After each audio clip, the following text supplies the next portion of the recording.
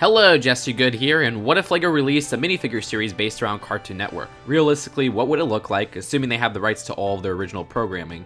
We'll do 22 figures this time, since 2 are DC Comics collaborations, and the most recent Warner Bros. Series, Harry Potter, uses that amount. As always, Ash and Flash did the phenomenal art for the series. Our first minifigure is Dexter from Dexter's Lab, one of the first popular Cartoon Network shows. Dexter's hairpiece is not new, it's actually a recolor of Fred's from Scooby-Doo, this time in orange. I just gave him a red flask as an accessory since we haven't gotten one with that color inside before. You can't have Dexter without his sister Dee Dee, and this is our first minifigure to use the newly revealed mid-legs. Sure, she's taller than Dexter in the show, but not a full adult yet. Now, unlike our other series, you'll see majority of the human characters have stylized eyes. This is something LEGO doesn't do often, but we chose this decision since the LEGO Dimensions Cartoon Network characters for Teen Titans Go and Adventure Time have stylized eyes. We made a new skirt for Dee Dee as well, which will be used with a later minifigure in the series too. Her accessory is one of her teacups. We have Johnny Bravo doing his one eyebrow magic. There's a new hair mold and his accessory is a new hairbrush piece. Moving into the world of Ed, and Eddy, we have Ed. This was one of the hardest to do in this series. The hair is a new mold like Black Panther with some molded spikes.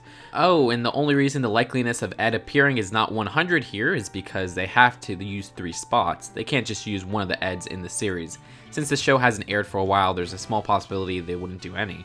Oh, and Plank is included. I knew I couldn't just throw in Plank, that's Johnny's. So I specifically referenced the episode Gimme Gimme Never Ed, where a moment has Ed taking Plank and putting him onto a little roller coaster attached to a boot.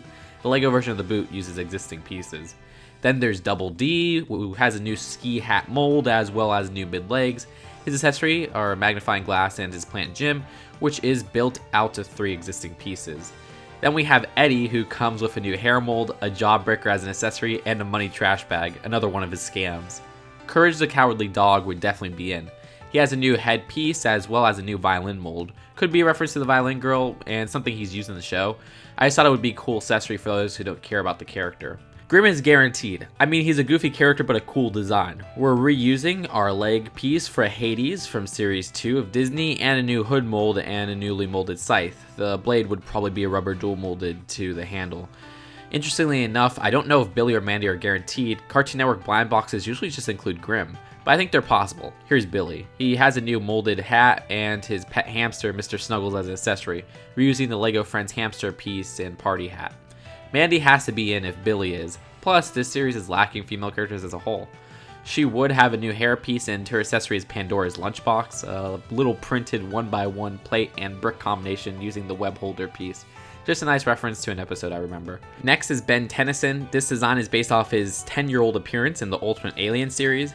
He's one of the only minifigures in this series that has regular LEGO eyes. We had to design a whole new arm piece for him, one with a stud.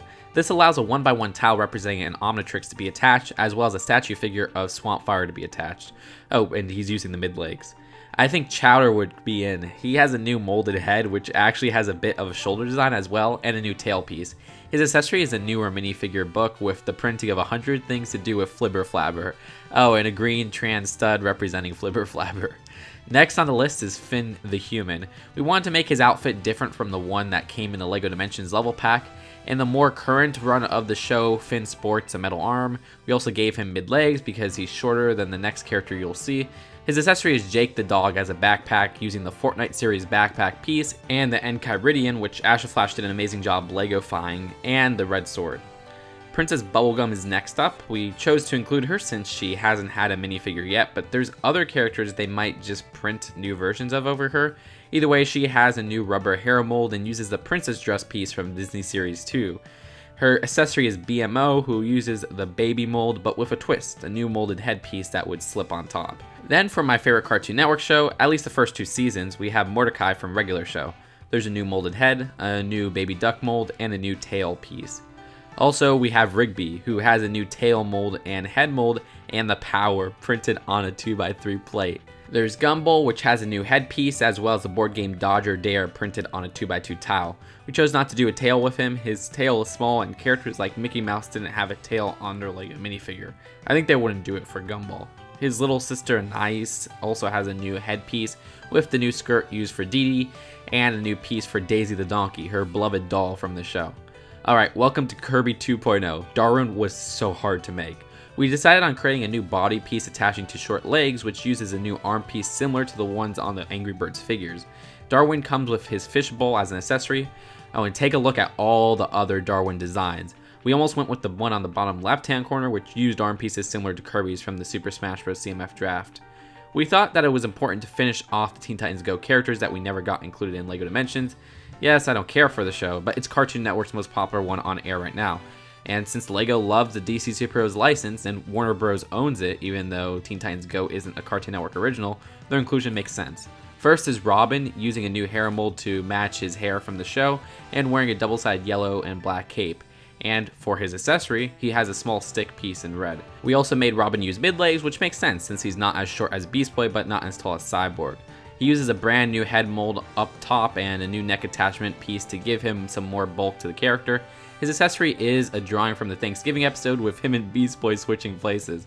I just love how Ash and Flash Lego-fied the design. Finally, there's Steven from Steven Universe. Yeah, I want to include the other gems as well, but we were cut for space. However, Steven made it in with a new hairpiece, and he's using regular eyes like Mandy and Ben. Just fits the character. Here's all 22 of the minifigures in the series on the checklist. It's pretty cramped, but we have successfully fit them all on one page. Now, I'm sure a lot of you guys think there's Cartoon Network characters I'm missing. Keep in mind the series is based on popularity, but I'll address a few. Samurai Jack is popular enough and important enough to Cartoon Network to be in the series, but I don't think LEGO would include him. Just last year, the final season was on Adult Swim, and now it seems like Cartoon Network themselves considers this an Adult Swim property now. It's not like Ren and Stimpy where they had an adult cartoon, but Nickelodeon themselves consider it a Nick property again. For example, Cartoon Network didn't include Samurai Jack in the 25th anniversary bumper. I wanted to include Blue from Foster's Home, but we thought Darwin was hard, and I have no clue how we would pull that one off. Kids Next Door, I wanted to do number 1, but he has a problem Hey Arnold does. That head is way too specifically shaped, and then there will be inconsistencies with humans not having molded heads in this series. Anyways, is there any others I missed? Leave that in the comments below. Oh, and I have to note that I was way more into Nickelodeon as a kid growing up, but my $5 Patreon supporters selected Cartoon Network to be the next fan choice. If you're interested in voting for upcoming CMF drafts, which the next one has options for a Mario series, Overwatch, Nicktoons 2, and more, check out the Patreon link. Be sure to also check out Ash and Flash's Instagram as well as his newly launched YouTube channel, both linked in the description. I'll see you guys later. Peace out.